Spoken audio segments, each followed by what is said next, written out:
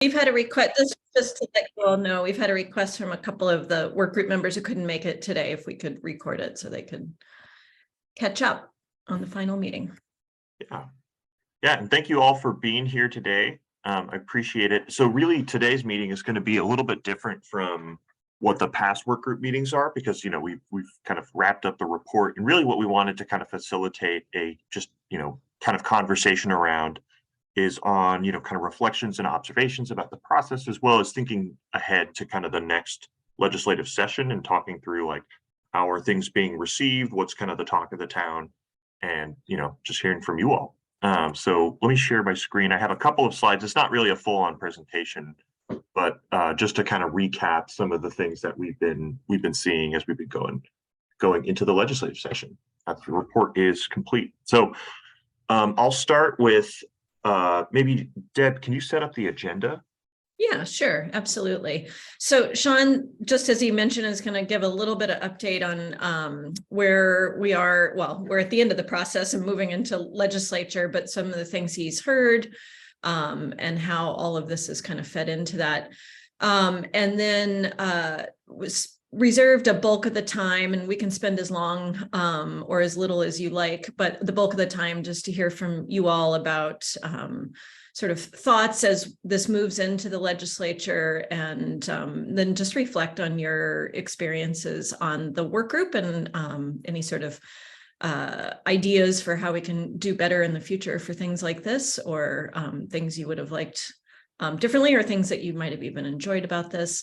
And then we'll give a short preview more specifically about legislative session and what's anticipated in the next biennium. But of course, we don't fully know, but we can at least muse about that a little bit.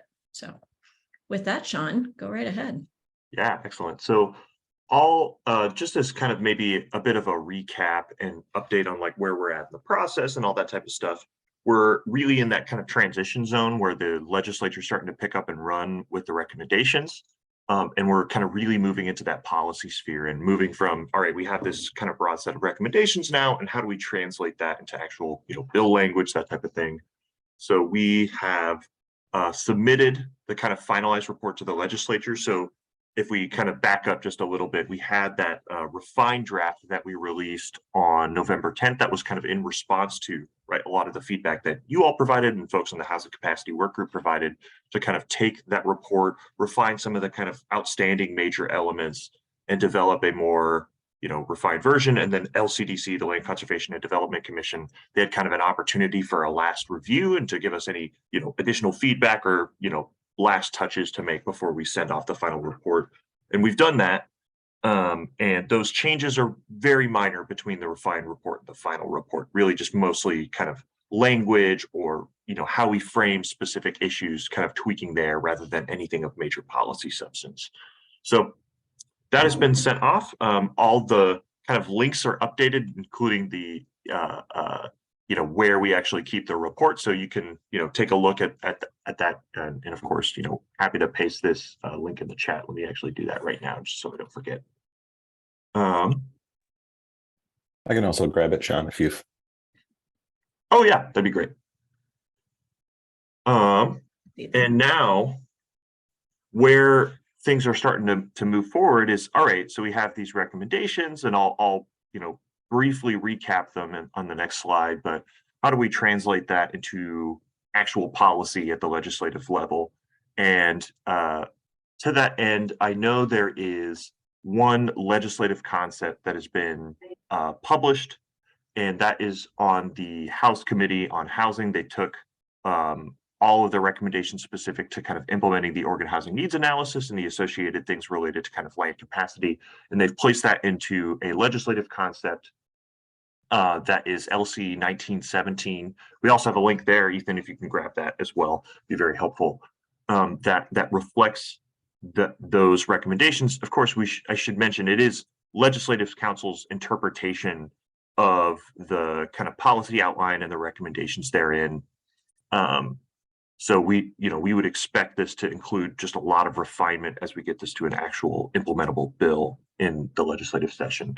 Should also mention too that there are kind of wider discussions around funding and governance that the legislature is having And now I believe the governor's office, the newly elected governor, is starting to weigh in on, and that is not reflected in this LC. So you're not going to see a lot of the kind of things related to investment or housing cabinet or anything like that.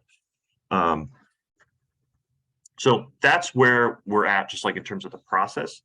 Just as kind of a brief reminder on what these recommendations are, and I'll talk a little bit about how, at least my perception of how they're being received.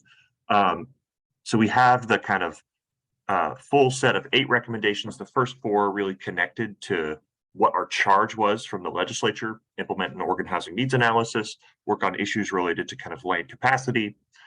And then the next 4 are really kind of getting at those harder questions. Hey, if our goal is to achieve greater, production, affordability, and equity and outcomes, how do we actually get there? And so the first recommendation, just as again a recap, I won't spend too much time on this because I know you guys are very familiar with this. The first one being, implement the organ housing needs analysis and, be planning for a lot more housing, especially affordable housing. The second one being kind of setting targets and tracking, regularly tracking and evaluating outcomes. Third one being kind of focusing local action on production through their housing production strategies. And then finally, where a need is identified, facilitate UGB amendments to ensure that we have adequate land and that it's, serviced and ready for development, right? That type of thing. And then the next 4 really get at the kind of broader statewide conversations that are about actually achieving production and ensuring we're working towards equitable outcomes. The first one being that funding question, right? Funding housing that the market wouldn't otherwise produce. The second one being really articulating housing choice for all, or this idea that we should be working towards equitable outcomes as an explicit policy goal in statute. The third one being at that kind of coordinating administrative structure that needs to happen at the statewide level to coordinate all these different agencies that work on things related to housing. And then the last one being kind of a punch list, right? All of the different areas of policy work that are within and also outside of DLCD's purview that need to happen, right? If our goal is to work towards better production and equity, all the different outcomes that we're trying to achieve. And so that is kind of the basic, overview. Again, I should mention, I've been in kind of more like legislative discussions that have been happening as we kind of enter into the session. So that includes like legislative days, that includes a couple of, stakeholder meetings where legislators want to talk to different folks. And so far, it seems like the general reception of the recommendation seems to be kind of maybe at a broad level support. But the question is, how are the details going to play out in the actual session, and what will be the kind of resultant policy? I can speak more to that, but I think, in general, it seems like there are a lot of different folks kind of see something that they want to achieve out of kind of this full set of recommendations. And we could talk more about that as we get into kind of some of the legislative conversations. But where really a lot of the rubber meets the road is in the details of implementation. So that's just kind of a brief recap on where I think we're at right now with the recommendations. I think we could just kind of move into the conversation. And we had, 3 things we wanted to talk about. I'll pass it back to Deb. Great, thank you.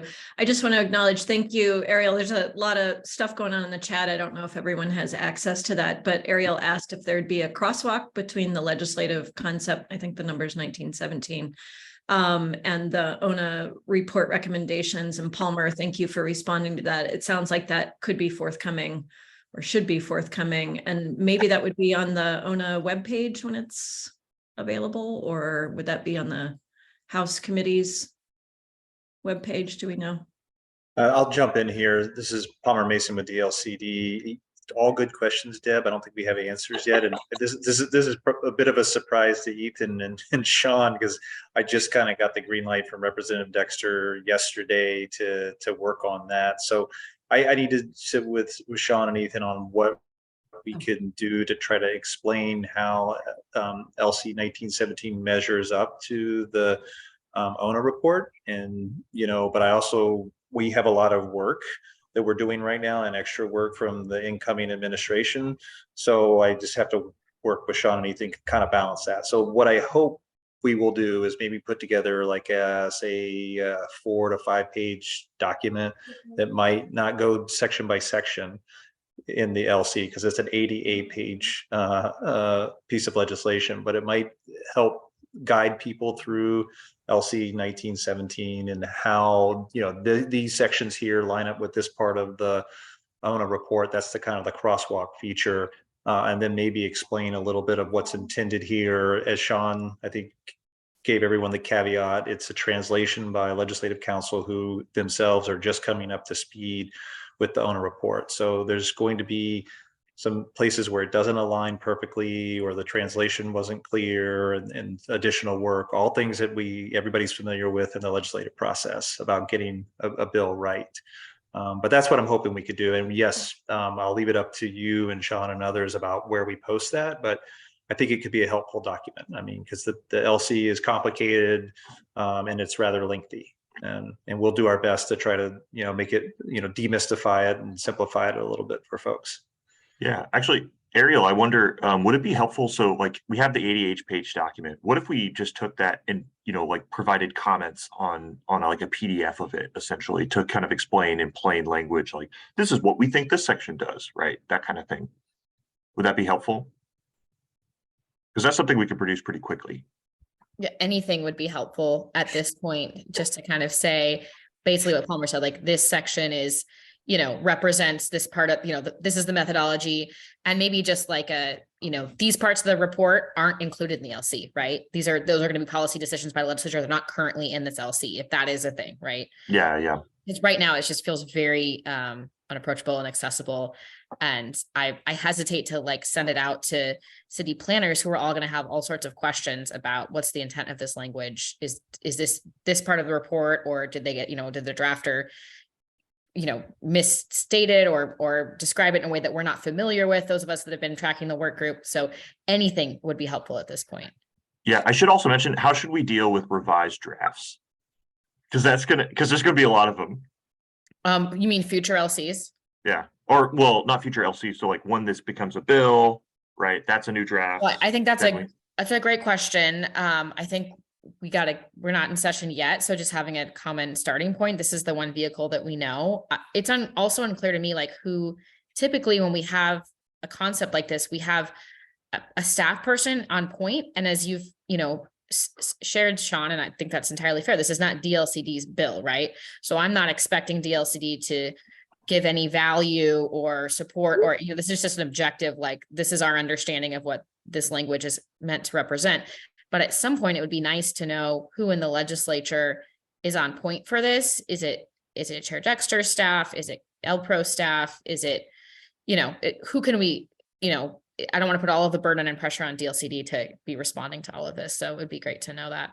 So I think that's a question for Chair Dexter potentially, of who's kind of driving this, because it would be great to be able to, I think it'll be easier for those of us tracking the process once we have a baseline starting point to be able to track amendments from there.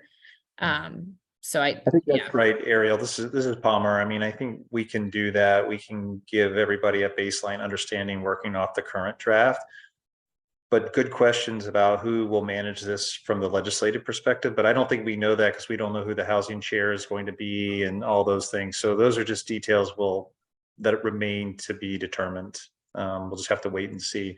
But yeah, if you and others think Sean's suggestion of just a PDF with our comments on what this section or series of section does in the LC, we can put that together, and then you're right, what may be either missing or is treated differently than the ONA report, we can try to flag that as well.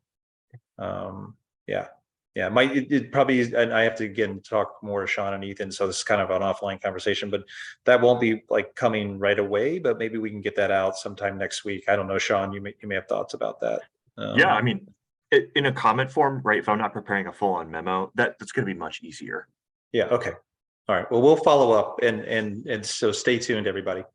Great. Thank you. Yes, all. please. That'd be very helpful. Yeah. Thank you. Al, do you have a question or a comment? Yeah, just a question. This is, I'm new to this. Ariel's comment that this is not the department's bill, for example, I had assumed it was the department's bill. I don't know. It isn't anybody's bill right now. That's one question. The other is, Is there a process or are there deadlines for people to suggest language changes, and are there ways for those to be shared among these folks that are on the Zoom call right now? Is there any process for getting this LC from where it is now to where it has a sponsor and becomes a committee bill? And Anyone have thoughts about that? I'm sure Palmer does. Yes, I'm trying to come off of mute and turn my video on. So I- yeah, sorry here. What's happening? Oh, okay. I'll just start talking. I don't know why I'm not able to come off a video. There it goes. So Al, again, another series of good questions. But to be perfectly and crystal clear, yeah, this is not the department's bill. We would have needed to get approval from the governor's office months ago to move forward with the bill, and then gotten final approval sometime in the last few weeks to have a bill. So it's definitely not an agency bill. It is a bill that was filed by Representative Dexter to put out there as a way to implement the ONA methodology and all the other changes to Goal 10 and potentially Goal 14. The department can help on the process, but really your questions are questions for the legislature to answer, much along the lines of what Ariel was saying, is who is the right person in the legislative process to go and ask questions and to track the legislation. I mean, we're always available to try to help people understand what's happening in the legislature, but I cannot commit Sean and Ethan to, a bunch of tracking and a lot of document production, because we just have to take our time and focus on amendment review and fiscal impact statements and the actual helping the legislature and the governor's office on legislation. But if someone wants to call or email us, we might be able to give, a short answer to a question and help steer somebody in the right direction. And I see Ariel's chats, popping up here. Again, I hope when the legislature meets and they do the swearing in and they get themselves oriented, that we'll know at least some answers to these questions, and there'll be more of a person within the legislature itself, within that body, that you can direct these questions to. Palmer, Oh, sorry, Ethan. I was just going to say, Palmer, am I correct in saying that the legislative concept deadline has come and gone in terms of comments on that legislative concept, and we would see the next iteration of that once the session begins? Is that an accurate statement? That is accurate. So the LC is at a final stage. It is what it is. At this point, what happens next is there's a bill with an actual bill number. And then we're well into the legislative process. So people would be commenting on bills, and if their comments have traction, if legislators agree, then it becomes an amendment to the bill, and we're in that process. Yes. Okay. So then I think we're well into kind of like legislative strategy. So let's move to that portion of the conversation. So yeah, I think what Palmer's been kind of thankfully outlining, I really appreciate that, is kind of what our role is going to be as we move into the legislative session, which is a lot of kind of tracking, advising legislators on the kind of technical aspects related to how you would implement an ONA, and then just kind of working with legislators to make suggestions about things that they would think would make the bill work better, or incorporate specific priorities of theirs, that type of thing. I think that's a fair statement of what our role is going to be. We're essentially not in the driver's seat anymore. We're really in the advisory seat now. And I think now the real process is getting into what the legislative process looks like, which I think Palmer laid out. Is this will eventually have a bill number, and there will be kind of ability to submit testimony on it, suggest changes, right, that type of thing. And so let's talk about what we should consider in terms of like legislative strategy as we move into this kind of advisory role. One thing that we are doing right now, we're actually kind of pursuing a contract amendment to do this with our team at Kearns and West, is we are trying to develop some type of kind of like very simple kind of graphic translated pamphlet that explains the recommendations in plain language to people. So like you could hand this to somebody who doesn't really understand anything about Goal 10 or housing planning, and they can get a sense of like, oh, okay, so this is what the legislature's thinking about in terms of, you know, what they're thinking about in terms of this policy. So that's something that we're working on right now. If you guys have other suggestions as we move into this kind of advisory role, we'd be happy to hear that. We'd also be happy to talk through, hey, you know, what is that kind of like coalition building and strategic messaging to the legislature look like to you know, be effective in ensuring the policy reflects the recommendations and of course, you know, all of the priorities that we've talked about in this process. So I'll just kind of open it up and back off. Yeah, and I'll just tag on too. I know some of you testified in front of legislative committees last week, and I'm guessing many of you were also tuned in. So if you have additional thoughts on things you might have heard, for those of you who tuned into the committee meetings, things you heard that you think it would be helpful to share with the group and share with DLCD and others about how that could be shored up or reinforced or whatever it is that you heard. So, but yeah, just curious what you all think about or advise DLCD about as this moves forward into a bill in the legislature.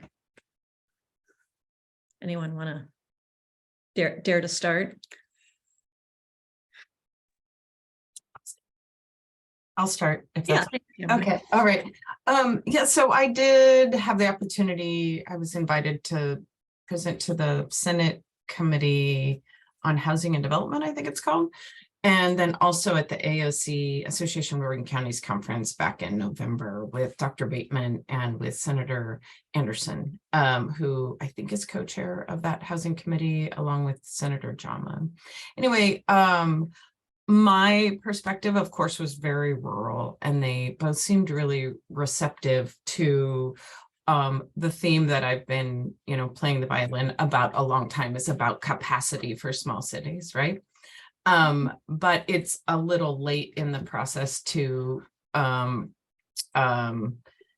a specific legislative ask for funding for that piece. But I think that message has been vetted several times, and I think they heard that. So that'll kind of be the focus for me.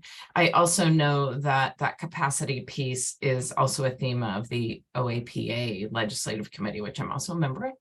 So yeah, I appreciate that. That's kind of other themes I heard. Otherwise, the panel in front of the legislative session had, you know, housing advocates, builders, et cetera, got into some pretty detailed stuff about specific requirements about financing, et cetera, which is really not my bailiwick.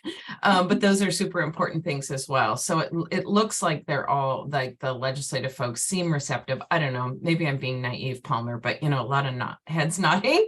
They seemed really receptive to funding pieces. Of course, that's, you know, a big ask for everybody. So thank you. Yeah, thank you. And I'm glad that your interests continue to be represented and acknowledged by the legislature. That's nice. Other thoughts or reflections on where the legislature is on the ONA, or where you think they need to be? Advice? There's also a few questions in the chat that we can. Oh yeah, sorry, speak to. thank you. Yeah. Yep, go ahead. Let's see. I'm gonna back up because you guys are asking a lot of questions in the chat, which is fine. So let's start with the PDF being fully accessible for people who use screen readers. I think that's a question for like the people who work on OLIS, right? And I'm sure they have like accessible versions. Like they have a lot of features that are part of that, but I don't know the answer to that question. I think that would be specifically for the folks at OLIS. Well, so I asked the question also because you had mentioned that you would comment on the PDF. So Okay. not for the legislature's PDF, but for yours, when you write your comments. I'm taking this PDF and I'm commenting on it. Right. No, I know. I'm aware of that. So when you distribute it, can you make sure it's an accessible form? Okay. Yeah, I can try. I can Okay. ask and see if they Thank have accessible version. Yeah, Sean, we should be able to do that. It's just a matter of how you save the file. So. Oh, really? Okay. So wait, because I don't know if OLIS has an accessible version. No, of this. Sean, he's asking not- about yeah. the piece you're creating. The piece Oh. you're, The one that DLCD publishes that we I'm put on either the website or email around. Okay. It's just a matter of how you, yeah. Yeah. Okay. Our comment, right. Sean, to LC 1917. Michael's asking if that could be presented in an easy to read format. Okay. Or an accessible format, accessible format. And we'll figure that out. Yes, we'll provide that. And Right, we and may thank also, you. yeah, Thank you of course. for translating my comment. Yeah. multiple It's a lot, layers. it's a lot to track, but yes, we got it. Yeah. Go ahead. So, and Christina, I think you have two questions related to the kind of pamphlet. What we're intending to do is to have something that is easily digestible in multiple languages, pretty graphics heavy, and kind of simple messages in plain language that could be, easy to read for, say, like a committee, for example, say like Washington County, or any community, right? That you can that can easily translate the recommendations into plain language. Does that get at your questions?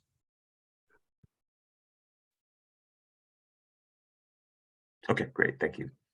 All right, and then Al, you said, is it accurate to say in a brochure or anywhere else that this is what the legislature is thinking about if it is really the LC's interpretation of DLCD's report, not what any legislator has actually opined on? Can you elaborate on your question? I don't understand. Yeah, there was in your comments earlier, Sean, I got the impression you were saying that the brochure would basically be saying, this is what the legislature is thinking about, in a way that that the brochure would kind of make this seem as if this is what the legislature kind of is behind and wants input on. And that the DLCD is really just in the background and hasn't got a position on this. Whereas what we really have in this humongous document here is the LC's interpretation of your report to the legislature, which the legislature has not accepted. You got a legislator who has asked for the LC. I just don't want this to go out at this point, or really at any point till it's adopted by a committee, as something that suggests that this is what the legislature wants to do. Oh, Period. no, that wasn't the intent. So thank you for clarifying. No, the intent of the brochure is just to explain what the report says. So like, what are our recommendations? And that, hey, the legislature is going to be considering these as part of the 2023 session. Yeah, a good disclaimer, kind of like we get with the pharmaceuticals. Good. Hopefully not that terrible. Yeah, I was just gonna say, isn't that like if you ingest too much of this, it's hazardous to your health or something like Yeah. that? That's exactly right. Okay. Thanks, Al. Anyone have any other thoughts about legislative process and advice just like that to DLCD about how to frame things? Issues you heard in legislative committees last week you'd like to talk about? I know I said it at our last meeting, but I'd just plug again on the how we talk about it side of things, that it's not an ask for local jurisdictions to do anything. It's support at the state level for local jurisdictions. Okay, thank you. Thoughts on that or otherwise?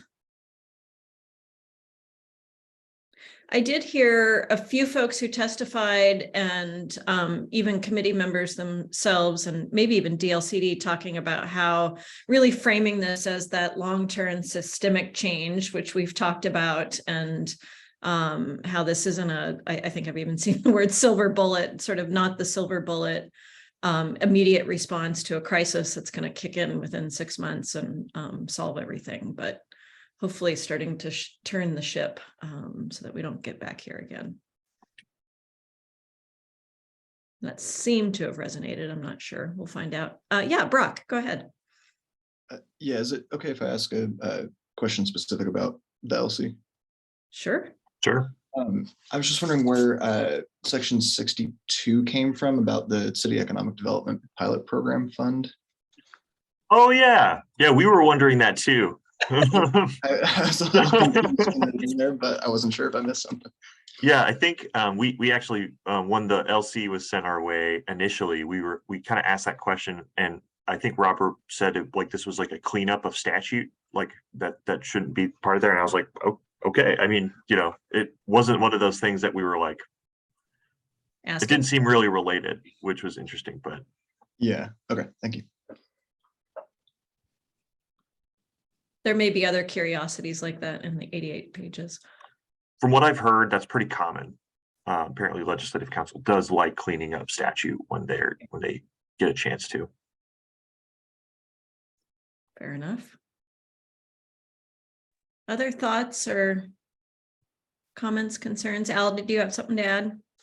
Yeah, one more thing, as I usually do. The thought was that it would be very nice in the brochure if it would start out with just the text of goal 10 and would say that what we're doing here is an extension of what the LCDC has been doing for 50 years. So yeah, while we're righting the ship, I want to be sure that we stay with that and we're not moving away from goal 10's commitment, and that's a good baseline. It's kind of like having the 14th Amendment there at the beginning of any chapter on Reconstruction or civil liberties. You start there. Yeah, I think one thing we'll have to be clear about, the people we're going to be distributing this to don't know what goal 10 is, right? So They need that's right. They need to know that. It's like people need to read the First Amendment, the 14th Amendment. So pretending, I mean, that is our baseline. That's our Constitution.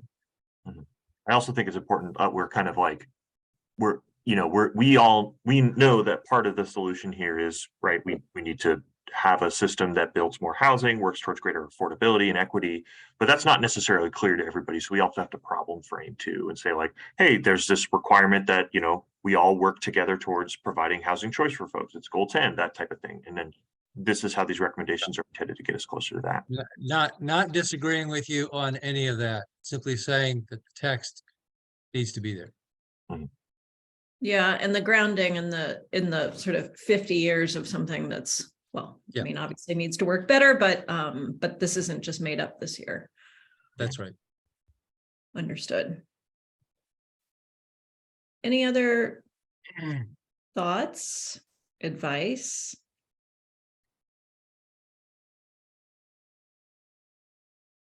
Concerns? Yeah, what are you guys thinking? How do you want to interface with the legislature on this? Yeah. Opportunities. Because I mean, there are themes that we've been definitely hearing and reinforcing in these conversations. I think Tamara pointed out that local capacity is a big one. And you know, just a lot of different things, especially like subsidizing affordable housing has been a big one, you know, all these different types of things. Yeah, Michael.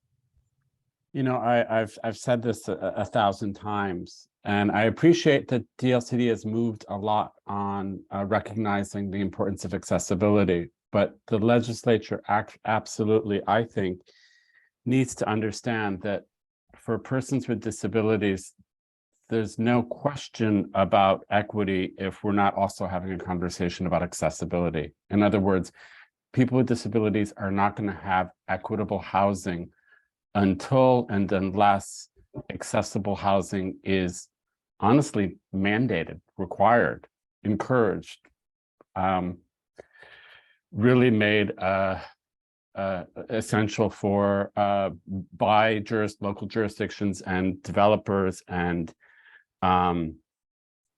housing that meets every individual's requirements, regardless of how those are manifested. Yeah, and that's been a big part of the way we've talked about it too, especially when we talk about like, hey, the goal here isn't just production and affordability, it's also equity. One of the biggest things that we're talking about here is increasing, say, like the accessibility of housing, thinking much more explicitly about, you know, housing for different communities, especially folks who've been historically marginalized, that type of thing. So that's definitely been a part of the way, at least we've been framing it, and I think the way a lot of folks have thought and been talking about it. Yeah, And Michael, I Ariel. just wanted to point out that one of the things that has changed since the refined recommendations document in November and the one that was submitted to the legislature is the call out. We have a series of call outs, and one of those is including accessibility. So I have that right, kind of just a couple pieces of narrative about how that kind of plays into these recommendations and housing planning generally. Do I have that right, Sean? Yeah, and the LC incorporates accessibility into the needed housing statute. Okay, That's huge, right? thank you. That's great. I haven't, Yeah. I admit, Or I the haven't seen, I AKs. haven't seen the revised version yet, so. Yeah, But I and same with the appreciate that. recommendations report. Yeah. So there's some pretty big changes there on accessibility. Yeah, Ariel. Wonderful. Okay, Ariel. Thanks. I have a few thoughts to share on like themes in your questions, Sean. And first of all, I think both getting that kind of outline notes version of the LC will be hugely helpful. So thank you in advance. And then also really glad to hear about the brochure of the report. I think that's going to really help with legislative conversations and community conversations because, so much of this can be so technical. I think from my perspective, a lot of the legislative conversations are still very high level. And as I think most folks here know or understand is that, for the LOC's perspective, I'm coming at this from how will this be implemented? And so just want to echo what I've heard from local government so far on this is that there's capacity and resources needed. It's not that it's an ask, it's that this is what's required, an understanding of what is required to actually implement a successful ONA and successful strategies. And so that is going to be a combination of, looking at the affordable housing resources at OHCS and figuring out if those can be regionalized in a way that cities and local governments have more meaningful access to them to be able to meet their targets. Do we have enough physical planning staff on board at the local level to process and permit development, and then the long range implementation of the ONA and building it into their local processes. And then it's, to me, a really hugely important part, more near term as we go through the legislative process, it's having local government practitioners at the table to help review and refine the legislative language. Because if it's not understandable to the local practitioners, it's also not going to get implemented, and it will potentially drive up cost, confusion, and maybe create opposition where it doesn't need to be, right? So, we've been hearing kind of general agreement on a lot of these themes that are being discussed at a high level, but we've got to have local government at the table to make sure that the language is workable and implementable. So that's what I would share at this stage. I mean, Ariel, you kind of, I think you summarized the theme of what we've been hearing in the legislative conversations, which is broadly, yes, but the details and implementation matter. Education is going to matter. Resources are going to matter. All that kind of stuff. So absolutely is going to continue to be part of the conversation. Yeah. And hearing you too, it's not just that it's going to matter, but it's critical. It's not going to happen without additional capacity. Yeah. And also that's how we've been framing a lot of the conversations around, like things on like funding and capacity. It's like, all right, what work do you want to buy? Right. Because it's not going to happen without funding. Right. For example, I think one of the ways we framed up, especially like UGB amendments, right? One of the biggest kind of changes there would be actually having the legislature fund UGB amendments. And the way it's framed is saying, hey, if you want to see UGB amendments, it's going to take money, right? So how much do you want to buy, right? Anyone That's else? just one example. Yeah. Other advice for framing or things that DLCD should stress in its conversations or its materials?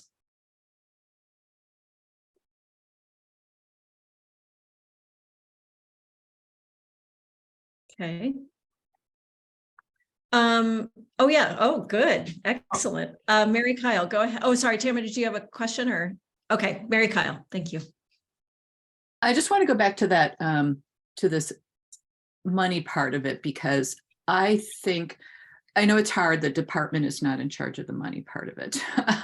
But it would be useful, I think, to the degree that you can, maybe this is for Palmer, because I feel like we're in this weird limbo land between DLCD, a current governor, a future governor, and chairs yet to be formalized and all that kind of stuff. And it's an LC. So, but I just want to reinforce what Ariel and Tamara have been getting at is that, and to bring in Al's remarks about starting with goal 10. Goal 10 has great language, and we have not all implemented it. It's not a problem with that. And we need the money to do it. The cities and the state agencies need the money. And the ONA and the allocations of cities will just be nice words and window dressing if we don't have that funding. So I think that all of us here have to make that part of how we're talking about it. Not just, sorry, Sean, how much do you want to buy, but do you want housing? This is critical. It's not just that the law tells us to do this, is what we should be doing. This is our collective responsibility. So I just want to emphasize the degree to which integrating this new approach that we all think is much better is going to require those resources for state agencies and local governments and community-based organizations to be part of it too. So anyway, just my 2 bits on that, because it's not a separate thing. I don't want to silo it off and something else, even though it might be in a different bill. And I'm going to be asking Palmer at some point, like, where is this? How do we, how and where do we engage on that? But they go together, even if they're not in the same bill. Yeah, I'll respond, Mary Kyle. We agree with you at the department. I mean, I feel like have been very clear, and I want to be very clear on this call that funding for local government capacity to undertake any new set of requirements is critical. And we won't get the level of housing production we need and we want without that level of funding. I mean, as you appreciate, DLCD doesn't get to decide whether that's actually included in somebody's budget and then how much they want to allocate to that. But we are very clear about saying that's a necessary ingredient. It's like we won't have a garden if we don't have the fertilizer. This is the fertilizer and the rain and everything else that we need to make this, come to fruition. So we've been really, really clear about that. And, it's up to the governor-elect and the legislature about how they want to fund it and how much, but we've said that that's absolutely essential. I'm going to give a pep talk to all of us to say that too, Yeah. because it really is all of us, right? Yeah, and including that in all your communications about this. Yeah, and for what it's worth too, like our even the scope of our agency request budget has expanded as a consequence of the recommendations, right? And so that's something we've been pretty clearly indicating. It's like this work is not going to happen. It's going to be window dressing, right? And we're not going to be fulfilling our responsibilities if it's not funded.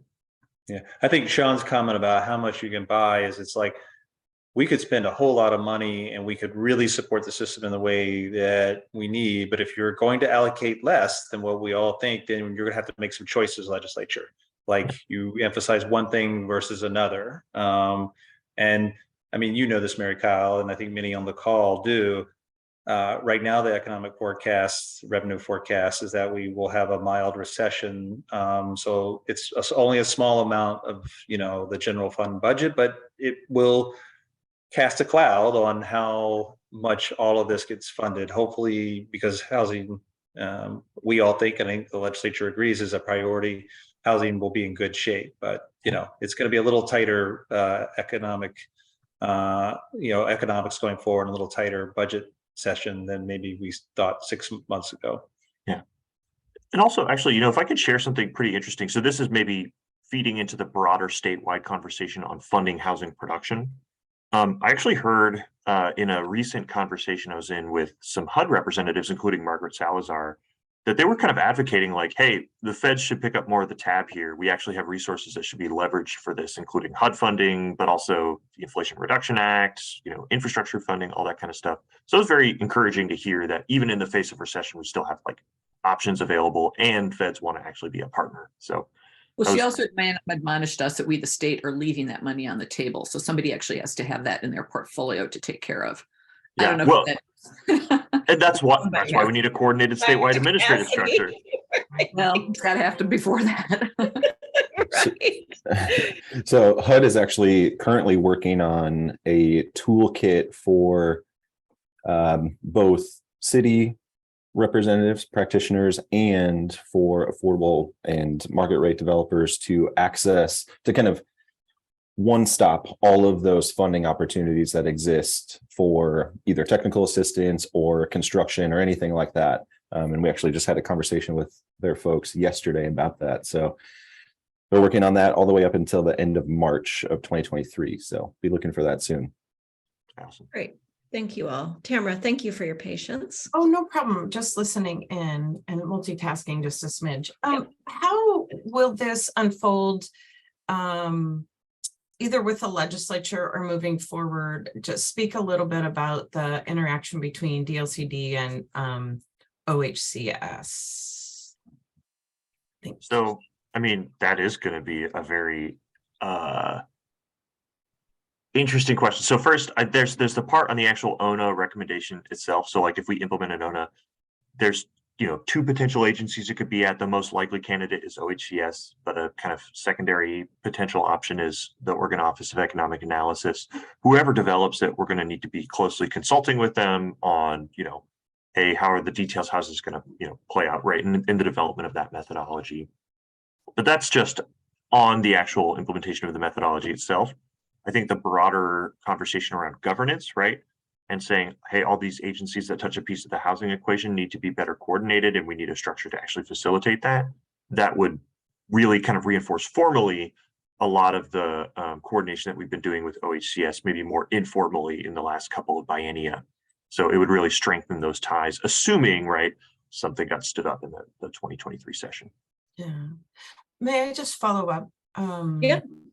So that makes sense, a lot of sense. And I don't want to sound too techno wonky planner-ish, but that's what we do.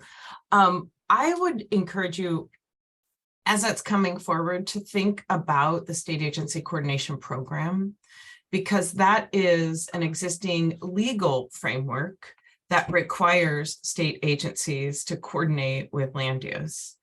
And if I don't know what OHCS has, I don't know what their state agency coordination program looks like, but whatever comes about it, about in the legislature, I think it makes sense to, at a minimum, have associated state agencies take a look at their state agency coordination program. Thank you. Okay, thank you. And I see, thank you, Al, you had some ideas in there about the federal funding piece and sort of matching that up in the chat, and maybe talking to Oregon Community Foundation folks about how they could help with that. And then Al, for those of you who may not be able to see the chat, also mentioned that the LC writes the state agency coordination program out of things going forward. Al, I'm curious if you wouldn't mind commenting on what you mean by that. Well, we've all just barely had a chance to look at the LC at this point, but they're very early on. There is, I think it's 3A on the second page. Actions taken by the department under sections 2 to 6 of this act are not subject to ORS 180 and are not land use decisions. And so when you look at that and a couple of other places, it's basically saying that these are not things that have to be that are part of the state agency coordination process or statutes. So you know, I can't find exactly where it is because I just this just came over the transom yesterday, you know, and I've only read through the 90 pages once so far. So Al, yeah, that section, what that is, so that's the ONA implementing statute. That is the thing that says, here's the ONA. This agency, OHCS, is going to conduct it regularly, right? It estimates housing need for the state, provides allocations to cities and counties. DLCD is going to participate in that process. But at the end, when it's done, when it's published and the methodology is run, it's not a land use decision, right? It is something that is not going to be tied up in the courts for how many years, right? While everybody sues it because they're not happy with their numbers, right? So that's the basic intent of that, to say, hey, this is not going to be tied up in the courts with endless lawsuits. It's still there's still going to be coordination on like the development of the methodology. There's going to be a process that's held to make sure that it's technically correct, right? All that kind of stuff. No, I get the part about it not being a land use decision, but there's another part which may not be this section that says that this will not be part of the state agency coordination process. That's different than not being a land use decision. I may have tried the wrong section, as I said. So it ended 180.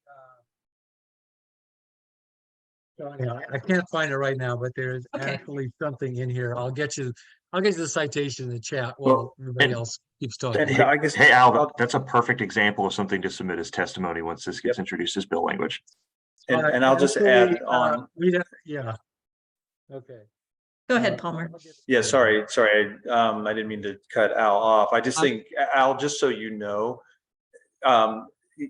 those are the type of things that Sean says are as we're reviewing the LC and we're seeing, we haven't made any kind of policy recommendation to the bill sponsor or to any of the legislators or the governor-elect's team about that. That would be a conversation we'd be willing to take more input on about. When you think about implementation of Goal 10, it seems, at least to me, logical that we ought to allow state agency coordination agreements to be part of that process. What exact role they take and what that looks like, we don't know yet, but I don't want you to read that as like a final decision from the department or a final recommendation from the department. Yeah, thank you for that clarification. I'm sure there'll be some other interesting findings as all of you get through the legislative concept, maybe more than once if you really have some stamina. Any other thoughts or advice or concerns?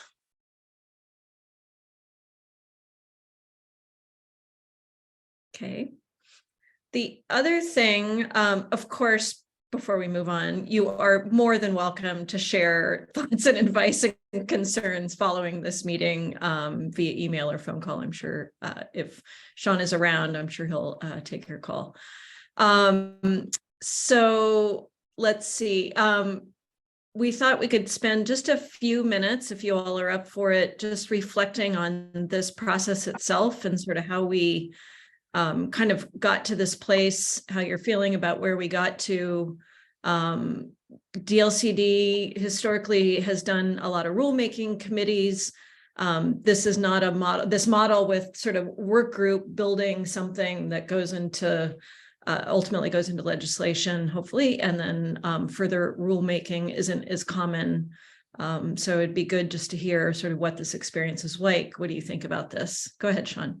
Yeah, and if I can add to, I mean, I think the phrase that we've used kind of throughout this process is building a plane while flying. While we have experience now, conducting rulemaking, there's a set out process and how we do that and how we can, it makes it much more clear how that process plays out. We were not given any of that at the beginning of this process. So we knew that there was a lot of, questions about how we would approach engagement.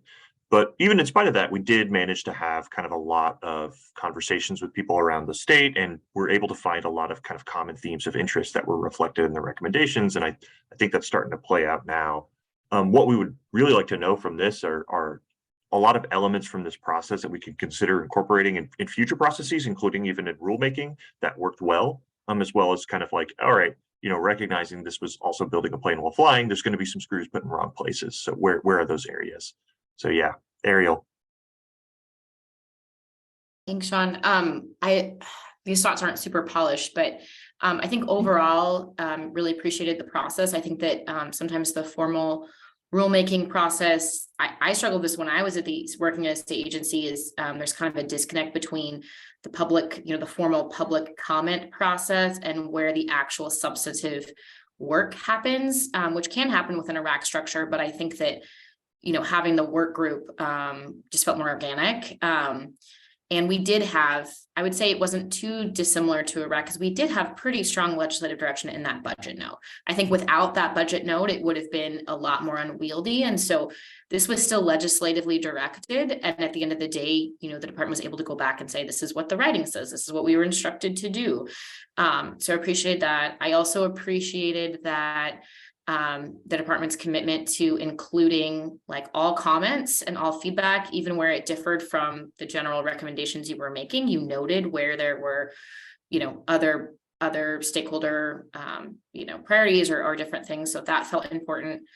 I think one thing that I'd like to see more emphasis on in future processes, whether it's a formal RAC or this, is I know you did extensive outreach and conversations around the state and with individual practitioners, but from my perspective, representing LOC, a little bit more transparency on like where in the state and which cities you met with. I know you didn't want to necessarily attribute specific comments to specific folks, and appreciate that, but just that ability, because one thing that LOC is constantly striving at with our own member engagement and management with our 241 cats that we heard is, we can put out weekly bulletins, we can do webinars, we can do in-person visits, and we'll still hear you didn't talk to us, you're not considering, the rural perspective or the small city perspective or this part of the state.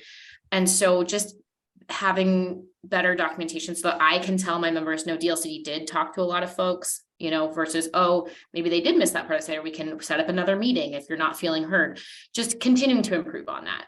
I think that goes to, you could potentially extend that to other stakeholder groups and interests. I don't want to speak for them, but I think that just continuing to deepen in that kind of transparency with the formal work group of like where information is coming from and who you have or haven't met with.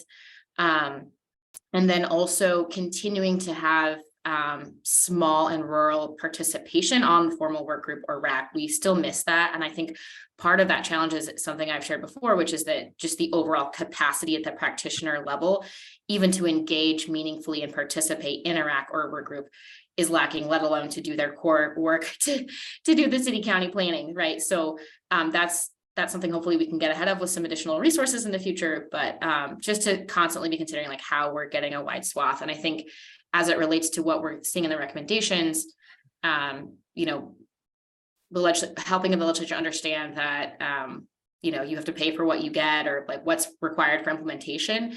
I know that we're probably going to see, and we've seen that in a report, and a lot of things have been structured this way, that the actual requirements or mandates are constrained to the communities at 10,000 population and above, which may make sense in terms of both their capacity and also the state's ability to fund every single community to do this work. That being said, we don't want the small and rural communities to be left out. They have housing needs, they have planning needs, they have growth needs. And so I know that you know this, but just continuing to ensure that there are onboarding and participation opportunities, opt-in opportunities, and resources for those communities as well.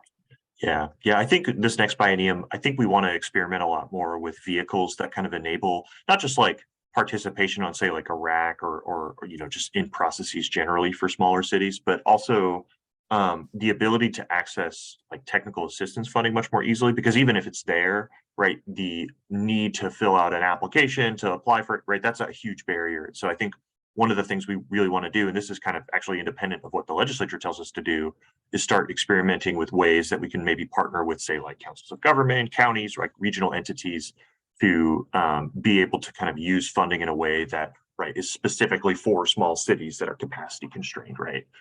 That's something Ethan, I know we've been tossing around, actually not tossing around, we want to do that next biennium essentially. And so, yeah, more to come on that, but I appreciate the comment. Yeah, it'll be an explicit intentional focus of the next round of technical assistance for sure. Great, thank you. And heard the rest of your comments too, Ariel, about the process itself. Good and areas for improvement. Thank you. Michael. Oh, you're on mute. You would think I would know that by now. I know. It always happens. It always happens to someone. Yep.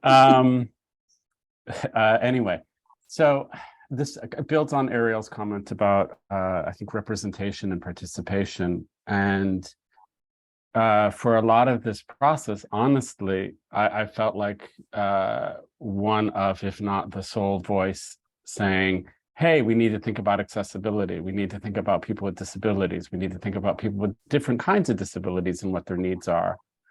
We need to think about the fact that there are, in rural communities, people with disabilities, as people with disabilities live everywhere. And we are all races, we are all ethnicities, we are all genders, we are all every demographic. And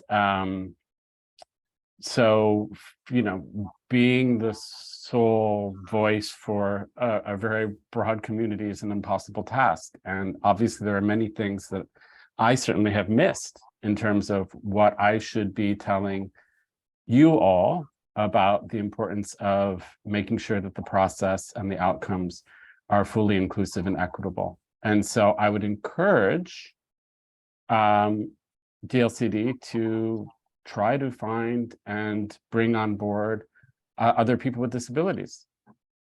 Yeah, Michael, I actually agree with you. I would emphasize that this work group was not the only engagement that we did. We actually met with a lot of folks over the state, including with a lot of different, advocacies of Sure. disability groups and people experiencing that. But like a broad swath of people recognizing that we actually definitely have more work that we can do and better, like reaching out to a broad swath of especially historically marginalized groups, including people with disabilities. But I don't want to like sweep that under the rug. There was actually a lot of feedback and really good feedback that we got that really brought accessibility as like one of the kind of core features of the recommendations that were brought back. So I do want to, if you're feeling like you're the only voice, it's I can definitely attest there have been a lot of folks that have provided us some really good feedback that we've been able to incorporate. Sure. And I appreciate that. Just one last comment. OHSU data suggests that roughly 25% of the population of Oregonians self-identify as persons with disabilities. 25%. And certainly we're nowhere near 25% of participation in this through this mechanism or through the RAC or through other DLCD processes. And so if we can have greater intentionality, and I appreciate that you've had these, as you mentioned, Sean, these additional feedback sessions or input sessions with different groups. But if it can be part of the more formal process, that would be appreciated as well. Yep, full representation across demographics, that is the gold star. It is also very hard to achieve, but I agree. I see your point, and I agree that we can do better at being intentional. Great, thank you. Thank you, Michael. Thank you for being so honest and forthright with that. Other thoughts on the process and how it could be better in the future? Things you'd like to see repeated again in the future? Things that went well that you enjoyed about this? Come on. Jill, please. I really, I've served on RACs before. I really believe this process was a lot smoother. I think maybe a little more time was spent, and I just feel like there was a lot of good input, and it was pretty well-rounded as far as input. So I feel like there was some good city-county balance. There was some good testimony from different cultural backgrounds. I felt like this was a better process than what I have observed before. Not to say that it couldn't use improvement. I just wanted to tell you guys thank you. Thank you, Jill. Always nice to hear. Yeah, thank you, Mary. Mary just mentioned, appreciate that there was conversations for local jurisdictions across the state, and that there were conversations specific to people working and implementing the work that we were trying to sort out goal 10. So good point. And it is, I suspect part of what worked well for those things that worked well is just, it's not a super formal prescribed process. So we were able to kind of flex to meet your needs, flex to meet the topic of the day to some degree. I mean, it's still a large group that is meeting infrequently, but yeah. Thank you, Christina. Chimed in like the knowledge of the group, and appreciate there always time for questions and answers. Overall process seemed comprehensive and inclusive. Thank you, Tamara. Other thoughts or questions? Ethan, go ahead.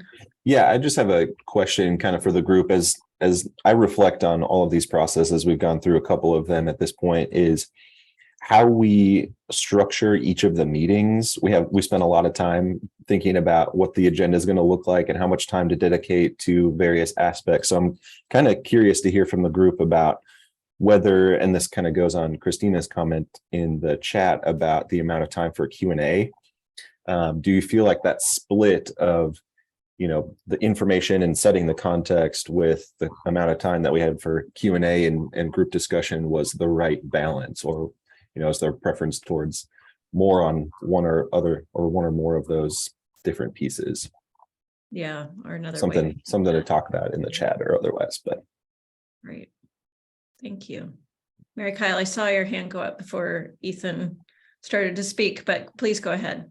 Yeah, it's not to answer Ethan's question. It's just another perspective that wasn't very present in the group, and I'm not sure it's, it's not entirely the responsibility of DLCD, but there wasn't a real presence from the rural farming and agricultural community. And partly I think that's because the Farm Bureau was going through their own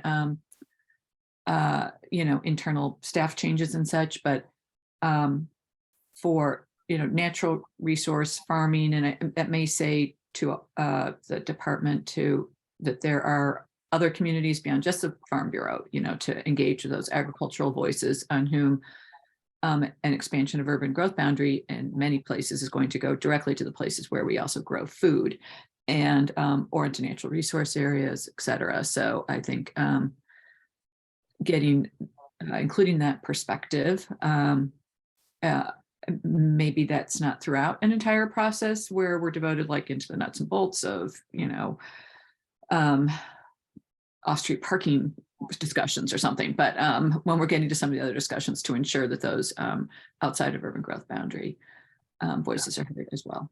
Yeah, I think the housing capacity side of it was very just difficult because it was provided in February, and we didn't initially anticipate, right, with the implementation of the ONA that like, oh, this is going to be something that we're going to need to do all this outreach, right? And then once we had it, it's like, oh, well, we have 6 months, right? But I do agree that that would have been a much better process if we could have like incorporated like a second round of engagement, that kind of thing. As mental health aside, but yeah, and thank you all for sharing your thoughts and kind comments about how collaborative DLCD staff have been. Really appreciated, and I would just want to acknowledge all of you coming to the table, knowing that there are many issues. I know in other facets that you don't necessarily agree with one another on, but you came with sort of an open spirit to at least have a conversation, so we could work through and try to find a place where we could come to agreement on things. And I really appreciate that as a facilitator. That's really nice that you didn't spend the time just trying to battle one another, but really we're here to do the work for Oregonians. So thank you for that. Anything else, process or otherwise, or we might wrap things up? Unless there's something else, Sean, that you were hoping to get feedback on. Just kind of thinking through some of the next steps. So we know that there's a lot that we don't know, but we probably can anticipate that we're going to be working in the next biennium on this. And so maybe just talking about that a little bit. Great. Maybe just one more, anything else, last thoughts before we turn it over to that? All right, just making sure. Great, thank you. Go ahead, Sean. Yeah, and I think we've talked a lot about this, right, in terms of like the need for capacity building, for educational resources, all that kind of stuff. But, just wanted to hold a little bit of space of thinking about kind of the next steps as we see it. So we know that there's a lot that we don't know with how the policy itself is going to turn out, or whether there will be a policy that is going to be contingent on the legislative session in the 2023, next year.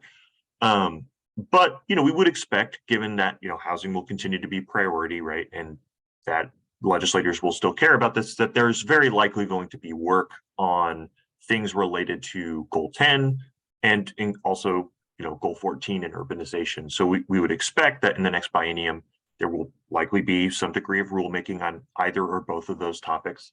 And we would expect that there's also likely going to be continuing implementation work with technical assistance funding on both of these pieces.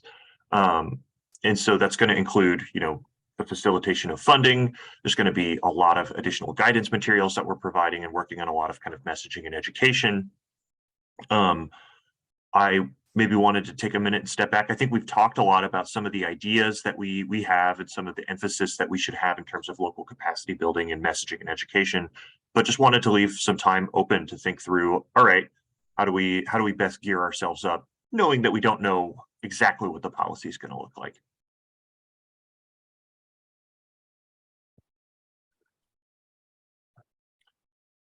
And I think you guys have spoken a lot to this, so we don't necessarily have to rehash anything.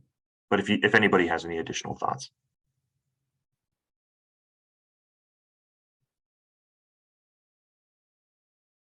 All right, they're still trying to get through the 88-page legislative concept and then try to figure out where the bill is.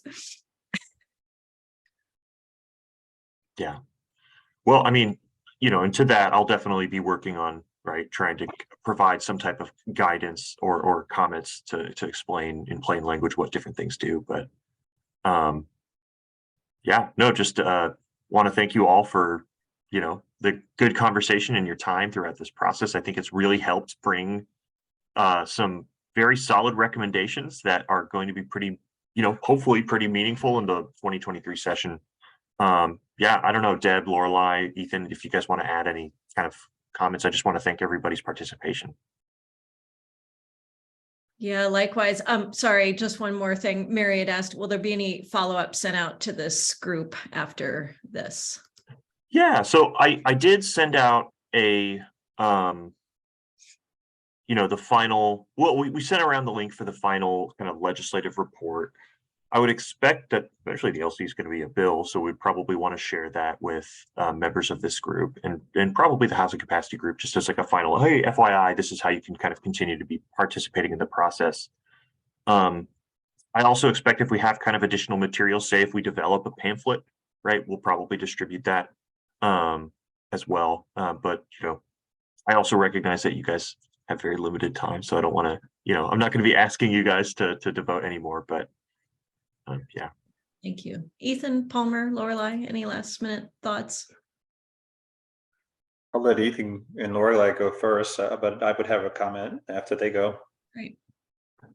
I would say just seconding the thank you to the group. I think it was a really good conversation. I appreciate it. I learned a lot throughout the process from the folks in this call and the rest of the working group. So thank you so much. And I think the recommendations are better for it, for this engaged participation from you all. Thank you. Thanks, Ethan. Lorelei, any other things? Feels a little bit like sending your baby off to kindergarten. Like, okay, good luck. Make But, some friends. yeah, exactly. Hopefully I taught you the rules well enough. So we'll see how it all goes from here. And I know it's going to need a lot more attention from everybody on this call to make sure that it matures into the animal that we want it to be. So thanks for all the work so far and for what I know will be continuing championship. I love the transition from kindergarten to animal. Go on. Yeah, I know. I have a real talent for mixing metaphors. So I love it. I absolutely love it. Palmer, please. Yeah, I think I'll just echo a lot of what people have said. This is being billed as DLCD's report to the legislature instead of recommendations, but it's really the product of this group and all your time, effort, and creativity. And to Deb's point, your willingness to, sit down and talk across issues and across divides. So appreciate all of that. Appreciate all that you all have done. And would encourage you to engage in the legislative process. We'll need your voice, and your voice should be part of the conversation over the next few months. This is a pretty consequential time for housing and for land use. And so stay engaged. Thanks. Thank you. Ethan, last thought. Yeah, I just wanted to give a special shout out to Sean for leading this work and doing it so well. We started this process when it was just Sean and I on the housing team. So Sean had to take this on and I took everything else related to the housing program and he ran with it. So just appreciation to Sean for that. Yeah. And appreciation to the housing team. I mean, for example, like the fair housing recommendations wouldn't be where they were without Mari. So that's Indeed. yeah. Wonderful. And thank you for your project management expertise and policy mind. All right. With that, very positive. Thank you all again so much. Keep your ear to the ground and we'll be in touch with what's coming next for the legislative process. Appreciate it. Yeah. Have a good day, everybody. Bye. Thanks, everybody. Happy New Year, everyone. Yeah. Happy New Year. Likewise.